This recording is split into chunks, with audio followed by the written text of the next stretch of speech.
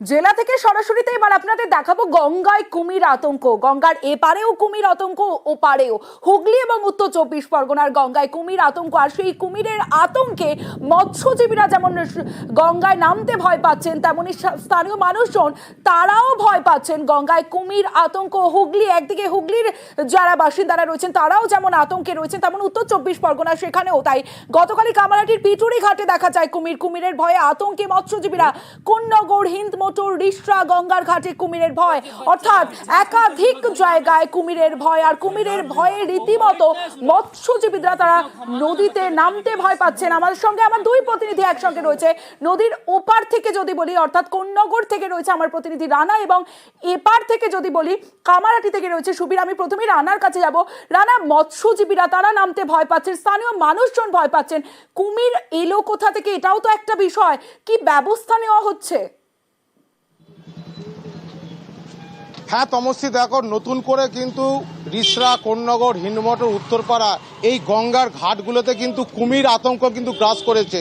দুদিন আগেও কিন্তু আমরা নিউজ 18 বাংলা দেখিয়েছিলাম, মানে রিসরা ঘাটে এরকম একটা কুমিরকে। কিন্তু আজকে যেটা মূলত যারা ফেরিঘাট তারা কিন্তু রীতিমতো ভিডিও করেছে, যেখানে দেখা যাচ্ছে গঙ্গাতে 2 এবং 3 একাধিক কিন্তু কুমির, যাদের সাইজ কিন্তু 10 থেকে 12 ফুটের বেশি হতে পারে। ফলে একটা এই কুমির আতঙ্কে কিন্তু একটা গঙ্গা পাড়ের যারা বাসিন্দা, যারা সাধারণত প্রতিদিন দুপুরে গঙ্গায় স্নান করতে নামে, তারা কার্যত কিন্তু তারা আর ভয়ে নামতে পারছেন না। পাশাপাশি এই যে গঙ্গায় কুমির থাকার ফলে যারা মাছ চাষ করে, যারা জীবিকা নির্বাহ করে, তারাও কিন্তু জাল ফেলতে পারছে না। ফলে দুয়ের উপর কিন্তু যেমন গঙ্গায় স্নান করতে যেমন নামতে পারছে না, তেমন মৎস্যজীবীরাও আতঙ্কে রয়েছে। পাশাপাশি তোমার জানিয়ে রাখি, প্রশাসনের পক্ষ থেকে এখনো কিন্তু কোনো পদক্ষেপ নেওয়া হয়নি। কথা বলবো, আমার আরেক প্রতিনিধি সুবীর রয়েছে। কামারহাটির পিটুরি ঘাটেও গতকাল কুমির দেখা গেছে, তারপরে আতঙ্কে স্থানীয়রা রয়েছেন। প্রশাসনের তরফ থেকে কি কোনো ব্যবস্থা নেওয়া হচ্ছে সুবীর? দেখো, কামারহাটি পৌরসভার 1 নম্বর ওয়ার্ড পিটুরি ঘাটের কাছে যারা মৎস্যজীবী রয়েছেন তাদের চোখে প্রথমে এই কুমিরের বিষয়টি আসে এবং কুমিরকে তারা দেখতে পান।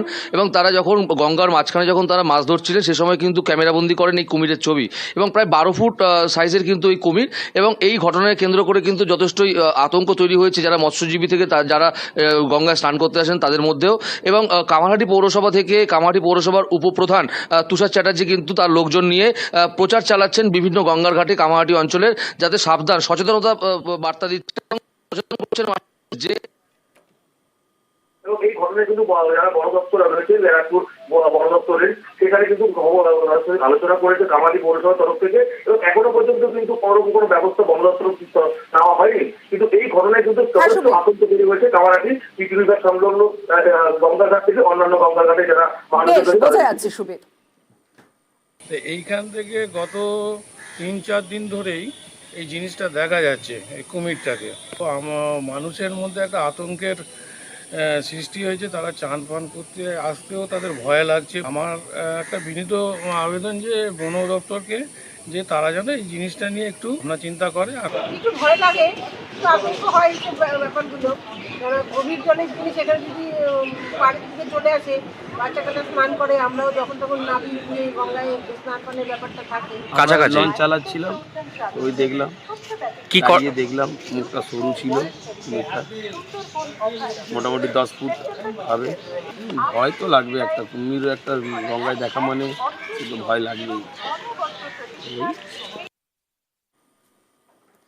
জেলা থেকে সরাসরিতে এবার উত্তরের পরিস্থিতির দিকে নজর রাখতেই হবে, কারণ বৃষ্টি কমেছে, অন্যদিকে তিস্তার জলস্তর নামায় সেখানে তিস্তা বাজার যে এলাকা, সেখানে গাড়ি চলাচল শুরু হয়েছে। তিস্তা বাজারের রাস্তায় গাড়ি চলাচল শুরু হয়েছে, যে ছবি আপনারা দেখছেন। কালিম্পং, দার্জিলিং থেকে লামহাটা, জোড়বাংলোয় গাড়ি চলাচল। জলস্তর নামলেও এখনো আতঙ্কে রয়েছেন তিস্তা পাড়ের বাসিন্দারা।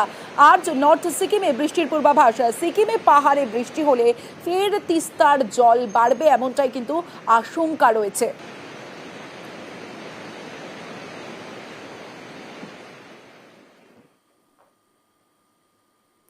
জলপাইগুড়ির একটা ছবি আপনাদের দেখাবো। জল কমেছে, কিন্তু জল কমলেও দুর্ভোগ রয়েছে মানুষজনের, কারণ এইভাবে কাদা পেরিয়ে যাতায়াত করতে হচ্ছে। যারা ত্রাণ শিবিরে ছিলেন তারাও ফিরছেন বাড়িতে, কিন্তু বাড়িতে ফিরলেও এই কাদা রাস্তা পেরিয়ে যাতায়াত করতে হচ্ছে। গ্রামে ফিরছেন বাসিন্দারা, ত্রাণ শিবির থেকে ঘরে ফিরছেন দুর্গতরা।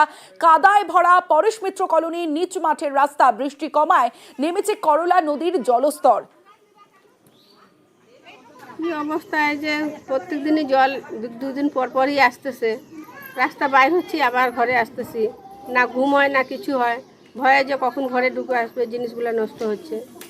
রাস্তার তো অবস্থা আর বলেন না, যা অবস্থা আছে দেখতেছি।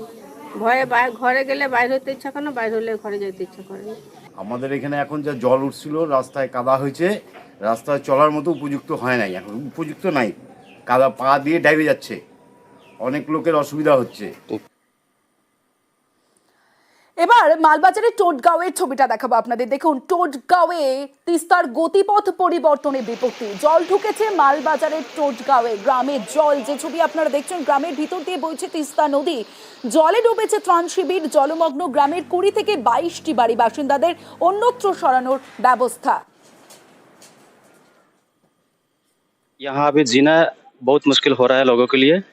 जो पानी जो जैसे कि दिन प्रतिदिन पानी ऐसे करके आ रहा है कि दिन प्रतिदिन नया एरिया में पानी घुस रहा है।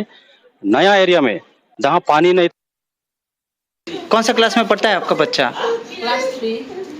तो उसका पढ़ाई चल रहा है अभी? पढ़ाई नहीं, क्यों? स्कूल बंद है, वो पानी घुस गया इसलिए नहीं जा रहा है। नदी जो है वो रूट चेंज करके अभी गांव के बीच से जा रहा है। बिल्कुल बिल्कुल, वो गांव के बीच से जा रहा है रूट चेंज करके। जो पानी का तेज बहाव के कारण रूट चेंज हो गया है। क्या दिया जा रहा है इन लोगों को? सुबह का ब्रेकफास्ट बच्चे लोगों को दूध दिया जा रहा है, ब्रेड दिया जा रहा है, दोपहर में खिचड़ी सब्जी और जो भी खाना होता है तीनों टाइम का, दवाई, हेल्थ सेंटर। डिमांड है कि इनको अलग से जमीन दिया जाए, रहने का व्यवस्था। हम लोग बात कर रहे हैं, आगे बात कर रहे हैं।